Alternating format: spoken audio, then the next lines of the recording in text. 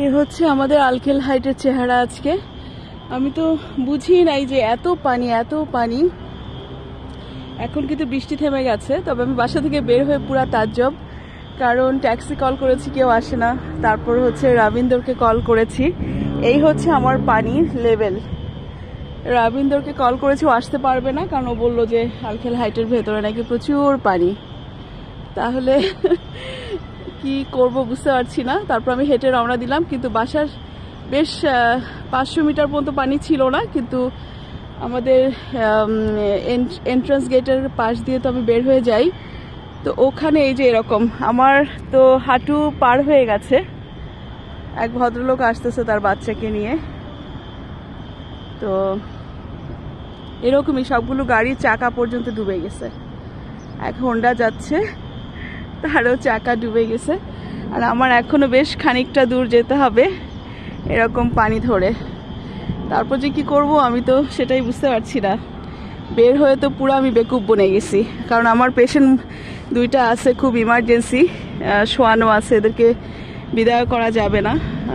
তো আমি তো এই ভেবে ভাবলাম যে হেঁটে চলে যাব, এই ভেবে রওনা দিয়ে দিছি।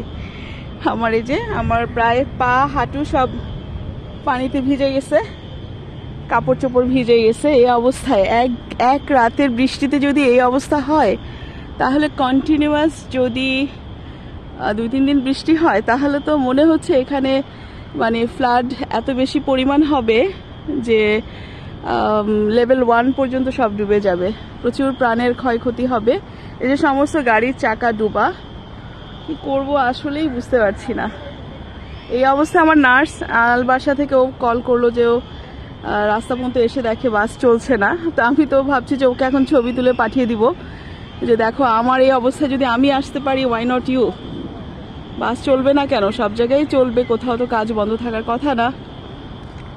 আর একটু ছবিটা নিলাম, কারণ এই ছবিটা না দেখলে কেউ বিশ্বাসই করতে পারবে না যে আমি এই পরিমাণ পানির মধ্যে দিয়ে হেঁটে আজকে কাজে যাচ্ছি।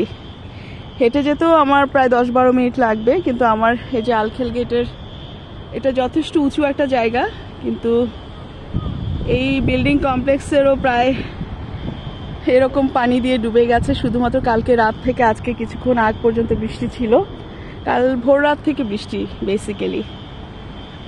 ঠিক আছে, একটু শেয়ার করলাম। দেখুন ট্রাকের চাকা পর্যন্ত ডুবে গেছে, আর একটা গাড়ি তো পানিতে ডুবেই আছে।